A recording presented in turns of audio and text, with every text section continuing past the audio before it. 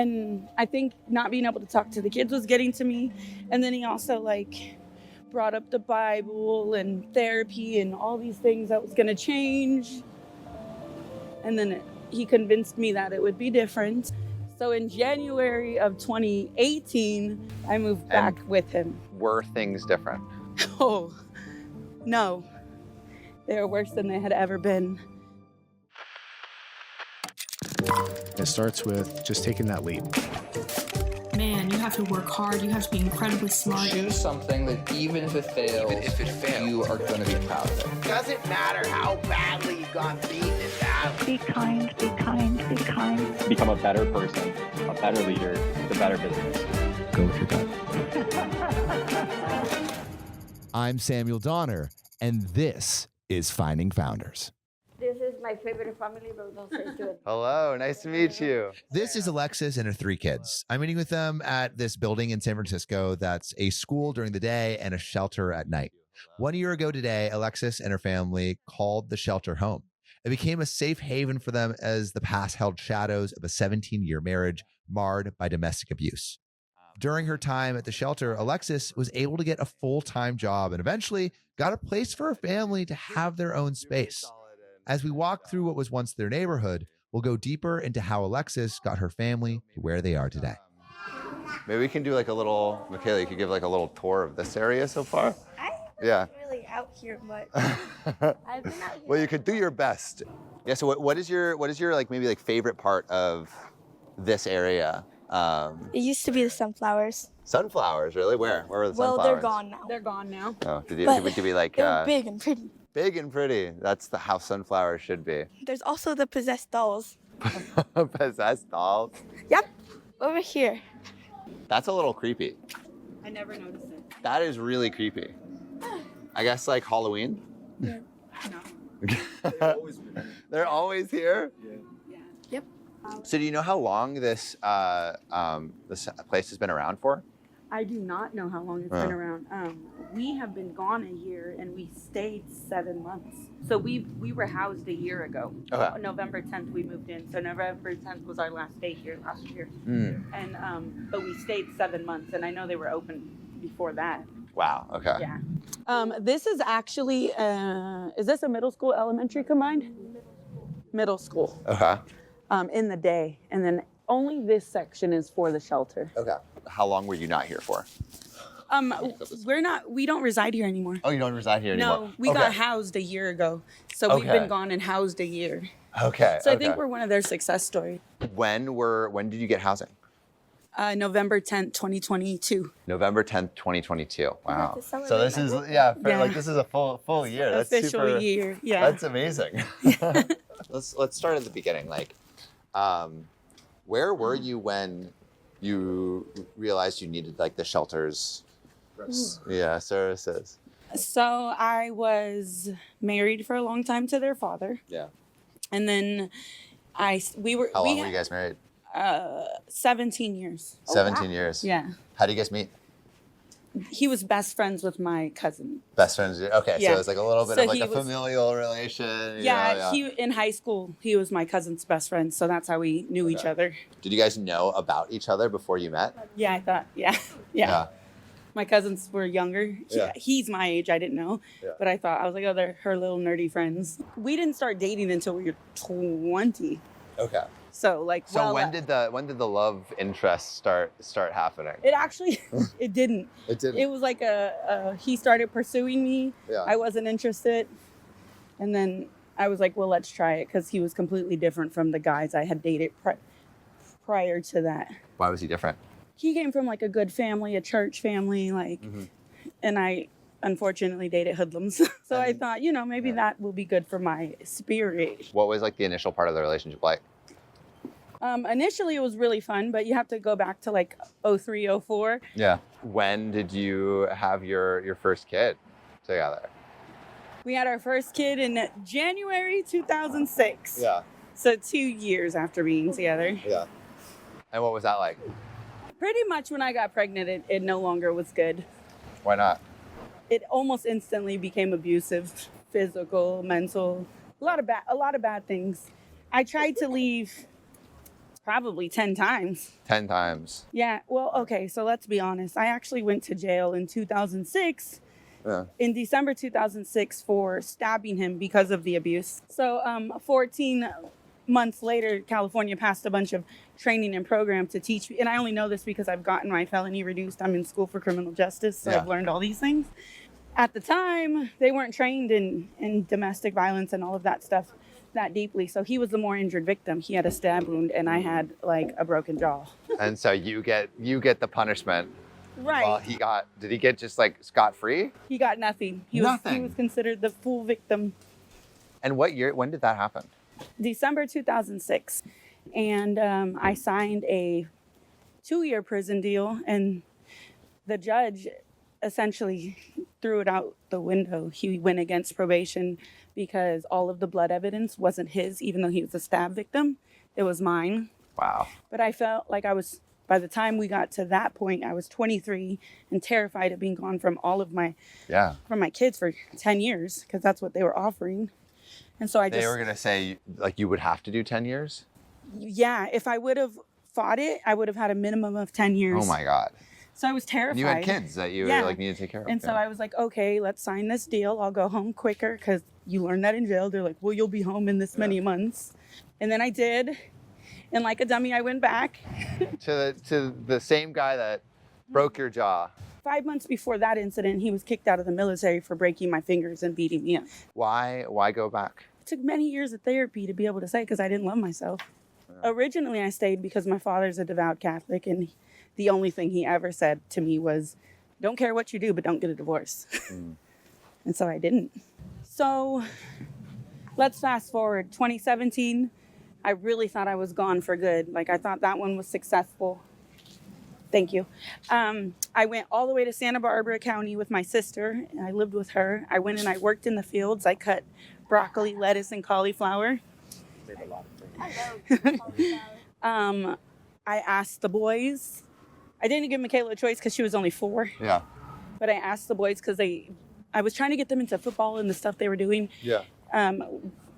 Where we lived prior, and they weren't into it. So I had asked the boys, what do you want to do? Do you want to go home with Daddy? Because we had just went to family court. And I told them like I would be. How old were they? I don't know. 2017, he would have been 7. He would have been 11. Yeah. And I asked them.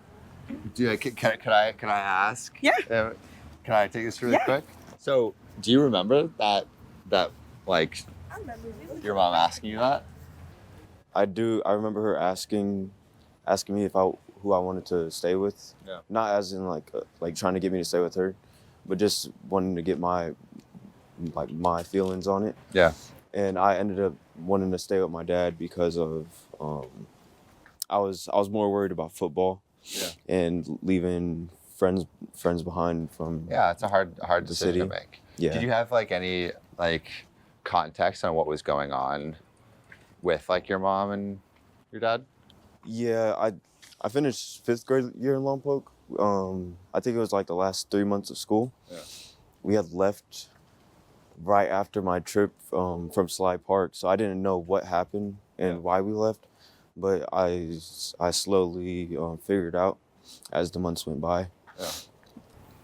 So you eventually chose to live with your dad. Do you remember what going there was like for you? I think I slept most of the ride. Yeah. I do remember us stopping on the side of the freeways because we had to go pee. Yeah. It was a 6-hour drive, and really, I'm pretty sure it was really quiet. Yeah. My mom had bought me and my brother these stuffed animals, which she customized them at Build-A-Bear. Yeah. And she had voice messages made and recorded inside of them, so they would play whenever we pressed the pause. Oh, that's really cute. That's a great gift.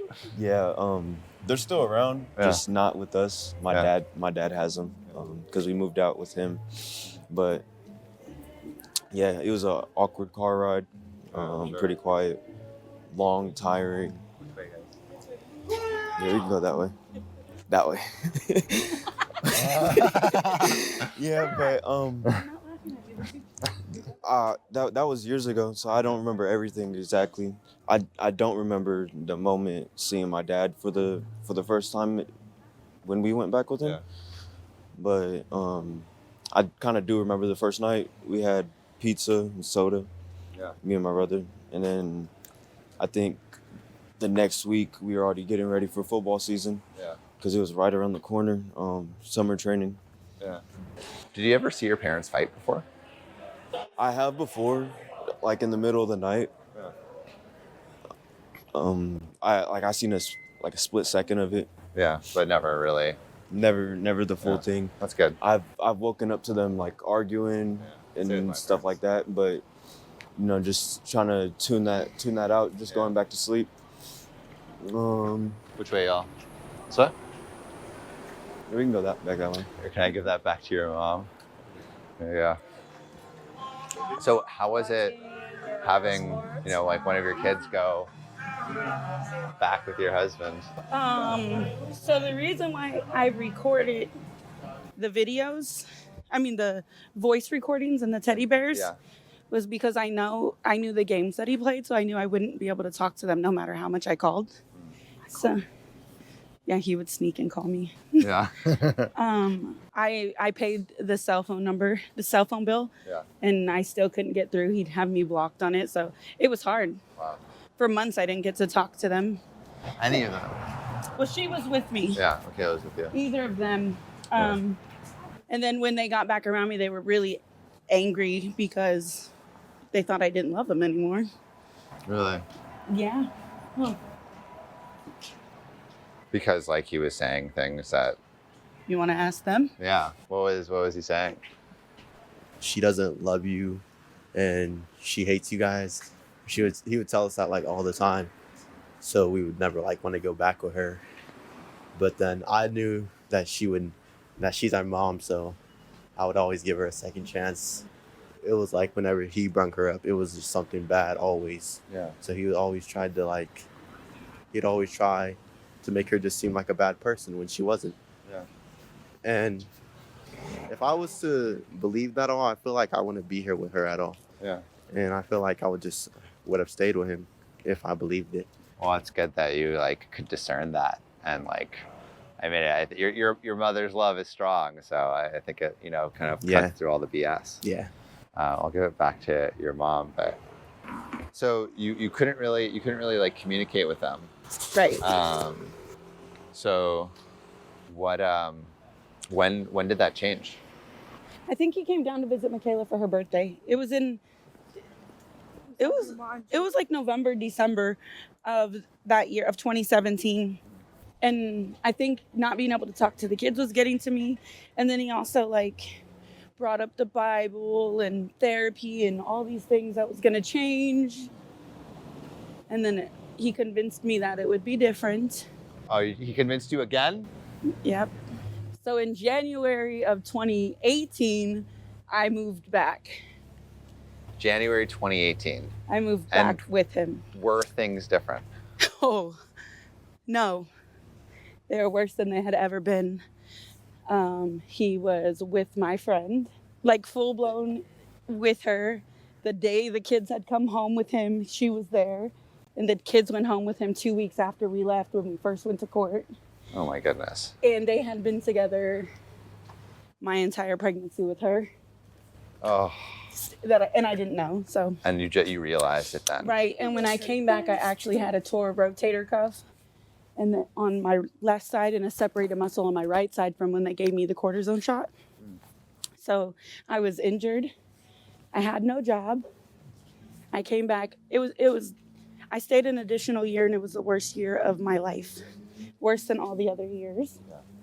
And then September that year, my father was put on hospice, and they sent him home with me. And so I was taking care of my dad. He couldn't shower. He couldn't walk. He couldn't. So you were having to take care of him fully. Fully take care of my dad. And in December, Nathan had a football game in LA. So we asked my uncle if he could please babysit my dad for the weekend while we went to LA for Nathan's football. And he did, and my dad fell. And we couldn't get my dad admitted into the hospital because he was on hospice, but somehow he did in Stanford had this like last go-to treatment that they did, and he eventually got better. But we were able to see him in January, and when I went to see him in January of 2019, he gave me a hug and he told me that he didn't know what was going on with us, and that he hated that he couldn't do anything to protect me because it was still happening with my dad in the house. And so like he knew. And so now he knew. Thank you, honey. And he told me to get a divorce. And I left 3 days later. Wow. So we were officially legally married for 17 years, but it took 3 years. So we were only married 14 years by the time I left permanently. Do you think what changed is he just like your dad saw how bad it actually was? I don't think my dad knew at all. Because you wouldn't talk about it. Right. So, and then like also, my dad did raise me, so like I have a mouth. Like if you talk crap to me, I would, especially you'll talk back. Right. And I was never like one of those women who just cowered. Yeah. Like, and like just like sit and take it. Right. So I never fall into like this bracket of, like, I don't want to be a victim anyways, but I would never fall into the bracket of a victim of getting help because of my personality. Yeah. So. But at that point, like, you weren't with him. You didn't have like a job, so like. Well, but you knew so you needed... January 2018, I didn't have a job. I was fully healed by March, and I had a job. Okay. And so when I left him, my dad got admitted into the hospital, so he wasn't coming to Stanford down here. So he wasn't coming to stay with us. And I had asked the kids. I didn't even ask the kids this time. I told them that I was gonna have to leave them with him because I had nowhere to take them. So I sat the kids down before I decided to leave, and I told them, you remember? And I told them that no matter what happens, that I love them and I will be back to fight for them, but I had to leave. And so I left them, but mind you, I didn't know everything that had transpired while I was gone in Lompoc with their dad. I knew he didn't let me speak to them, but I didn't know that he was physically abusive sometimes, because while we were together, I don't think he whooped them but twice in their whole life. So I thought they were safe with him. And so January 2019 until November, Halloween, October 31st, I was able to still see them at their football games. Yeah. He would let me come to the house when he would think we would be, like, he could convince me. But after months of seeing... To get back together? Right. But I would only come because he worked overnights. He drove charter buses. Yeah. And so I would come, he'd be like, I have to go to work. And then I'd wake up and he'd be there. And I'd get up and I'd leave. And when he did that like the third time, I was like, I'm not coming over anymore because this is what you're doing. And so by Halloween, it was their last game. I didn't get to see them anymore. So I went and I filed for visitation. And he went in there and he told them that I had abandoned them years prior. I hadn't seen them. And so I got like 4-hour every Sunday reunification, but it was better than nothing to me. Yeah. Because you could see your kids. Yeah. Yeah. And then 2 months later, he was telling the judge, like, they don't want anything to do with me. They don't know me. 2 months later, we went to mediation, and the kids apparently told the mediator that they did want overnights with me. So then I got them every other weekend. They asked if we want to stay with our mom or stay with our dad. We all said our mom.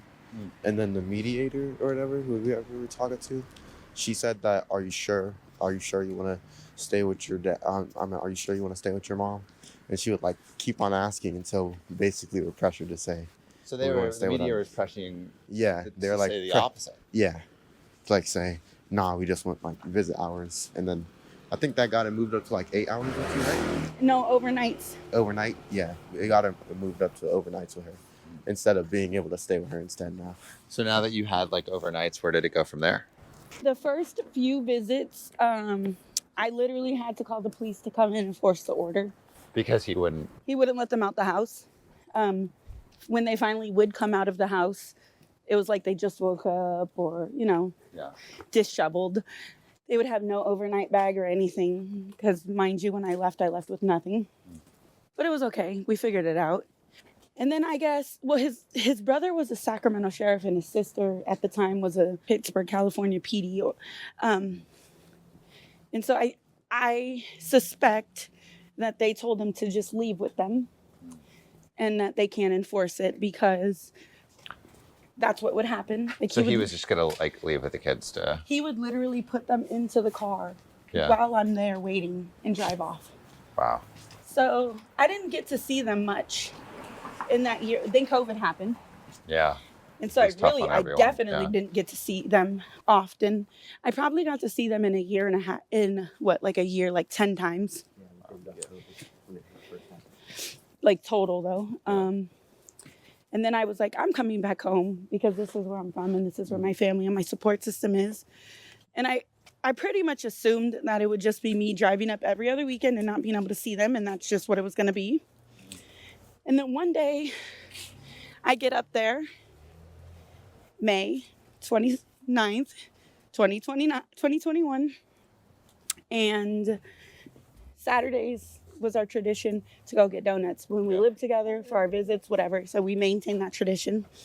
And as we're driving to the donut shop, Nathan says, I told Jumani was his dad's girlfriend's name. I told Jumani that I want to live with you. And I'm like, oh, honey, why would you do that? Because I knew that would get him in trouble. But I didn't. You told me? Oh, yeah, I remember dad's girlfriend. I don't know because I was driving and the rule in my car is the kids rotate. Yeah. Whoever sits in front last. It's just a rotation because I don't want the arguing. Smart. And I knew you were in the back. Yeah. Mikey you were in the front seat. She was in the back seat. Nathan was in the back seat. And Nathan said, one of them said, Dad offered us a PlayStation 5 and I was like, to stay with him. And I'm like, smart move. I couldn't afford that.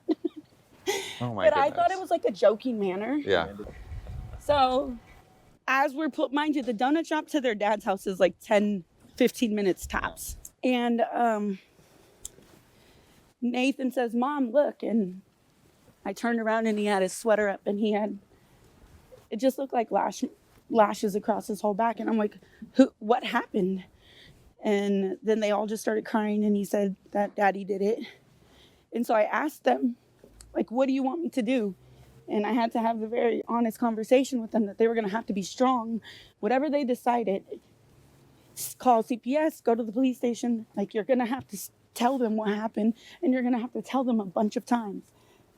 Are you strong enough to do that? And they said yes. So we drove to the police station and we waited for the cop. And then the cop asked me what happened. And I told them, this is what I know, but I would prefer you to go interview them somewhere else. Because again, I know his tactics. Yeah. And they gave us an emergency order. I had to file an ex parte. On June 2nd, we were given, I was given sole custody, physical and legal. When we went back to court in July, he asked for a trial. He denied ever doing any. Mind you, when we got to the police station, I didn't even know about Mikey being abused too. I didn't know how bad it was.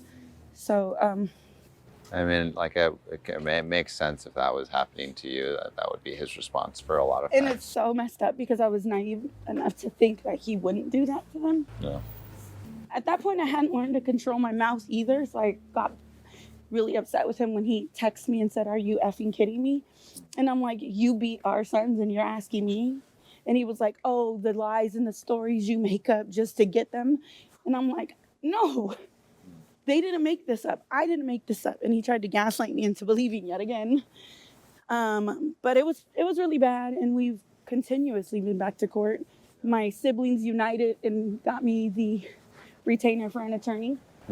Now, mind you, I'm living down here, renting one room from my brother. And now all of a sudden I have 3 kids. Wow. And your family is like supporting your court fees, not necessarily, you don't have like money necessarily for like living. And so I had the conversation with them. Now we're getting back to why I needed the housing. I had the conversation with them. We were in my brother's house for about about a year before I was like, this is just not going to work. Yeah.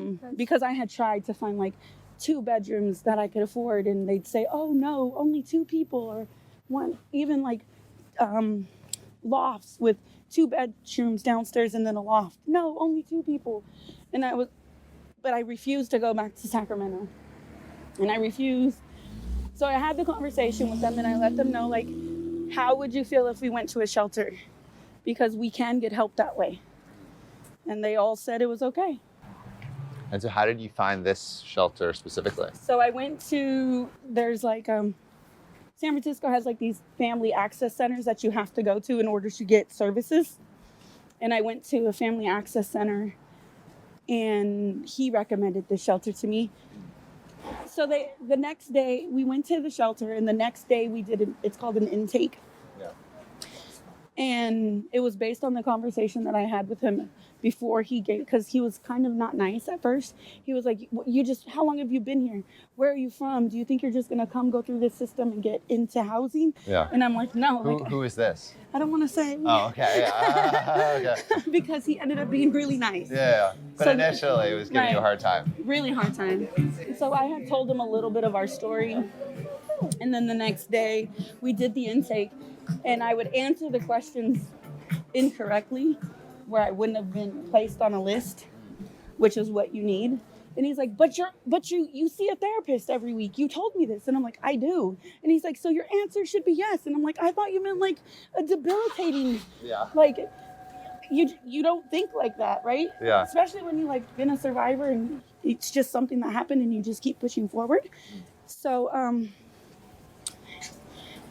he essentially walked me through everything, and I told him, no, I'm not currently under domestic violence. And he's like, you just showed me text messages of him cussing you out. That's still domestic violence. Yeah. It was just all these things that I guess I just wouldn't have assumed that it was still, because at that point I had been free for 2 years. Yeah. And comparatively to what it was, It was so much better.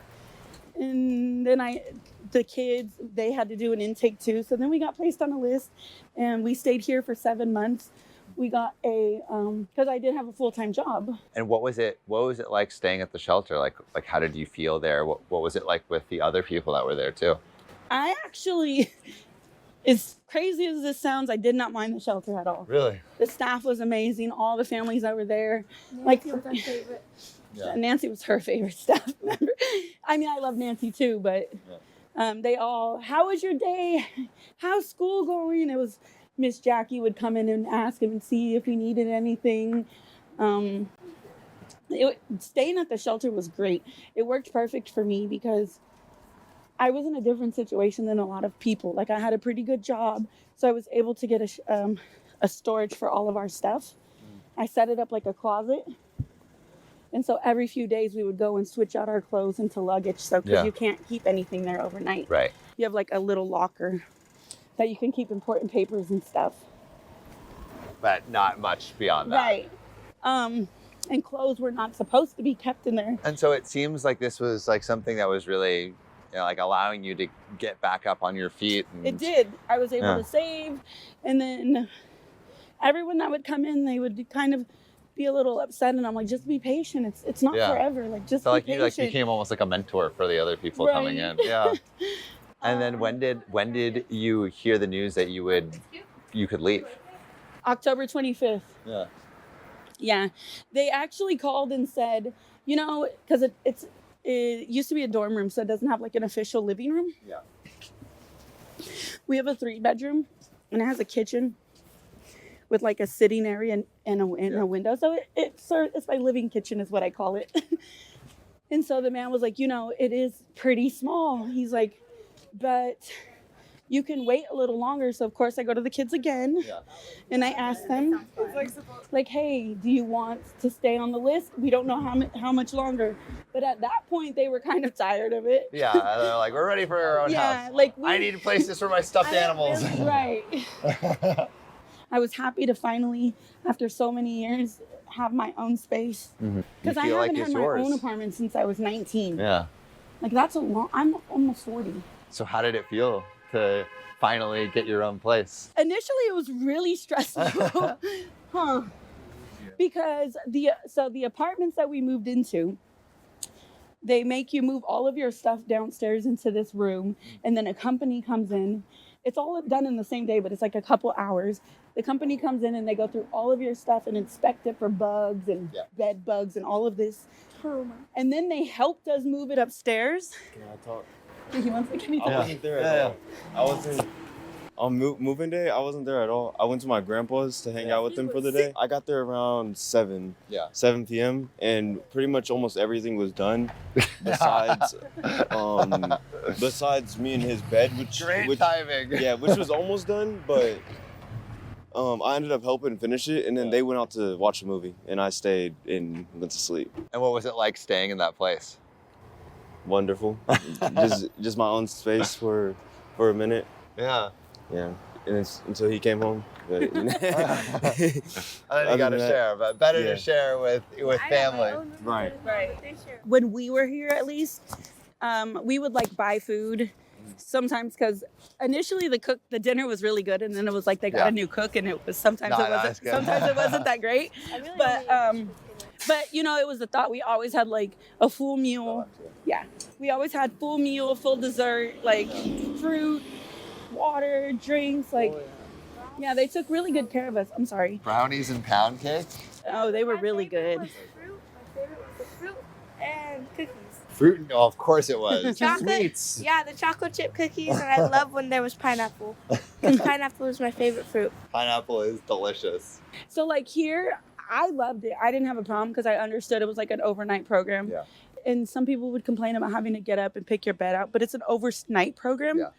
And I don't think that's what it's. I mean, that's what right, it is. And it's a stayover program, and I don't think that they understood that. But I loved it here. Yeah. It was a weird emotional feeling to like, I'm leaving this because I was safe here. As crazy as that sounds, my ex knew where my brother lived, and I was a little bit. Yeah. Too, yeah.